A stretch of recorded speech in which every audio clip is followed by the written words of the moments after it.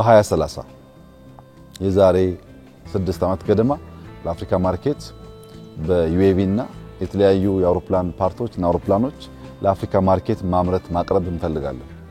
ሁሉም ሀገራት ምርምርና ስርጸት ሲጀምሩ ማምረት ሲጀምሩ ታሳቢ የሚያደርጉት እኛኑ አፍሪካውያንን ነው። የአፍሪካ ማርኬት ታሳቢ አድርገው ነው የሚያመርቱት ብዙዎቹ እንደምናውቀው።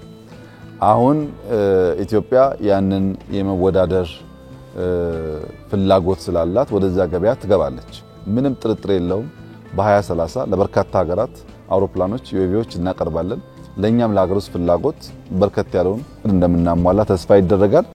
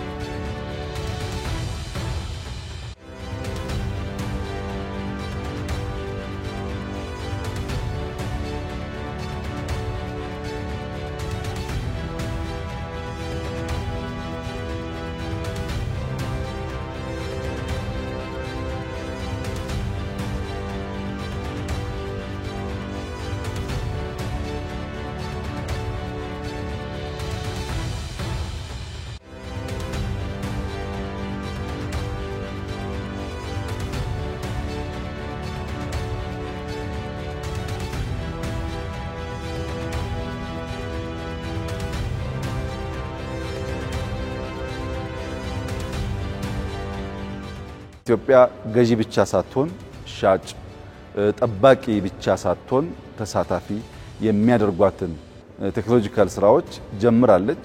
አሁን ያየነው አቅም በጣም ያስደምማል።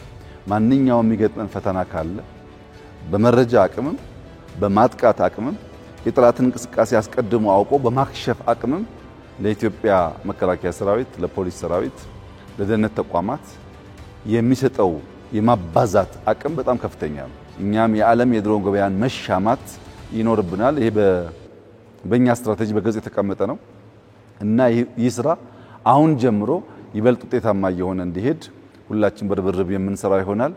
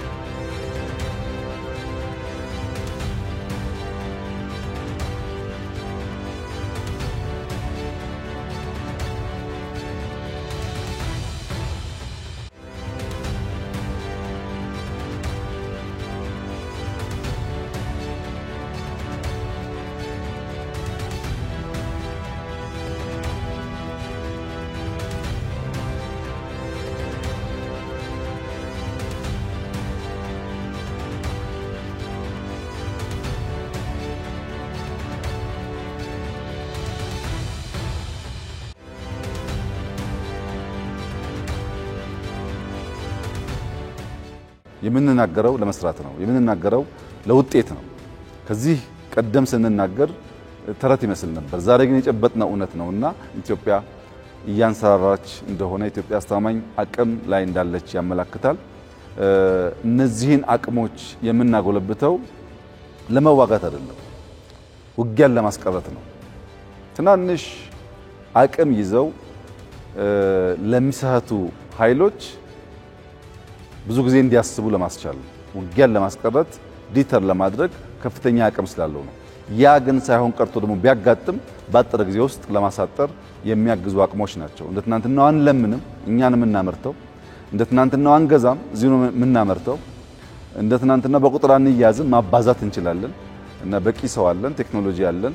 ሀገራችንን ለመጠበቅ የሚያስችል ከፍተኛ ብቃት ያለን መሆኑን የሚያረጋግጥ ነው።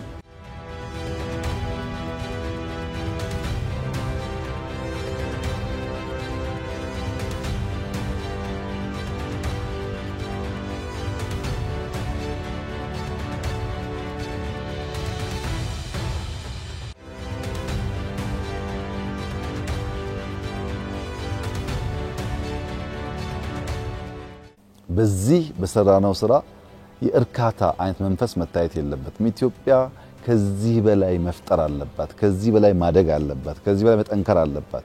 የደረስንበትን አናናንቅም፣ እናከብራለን።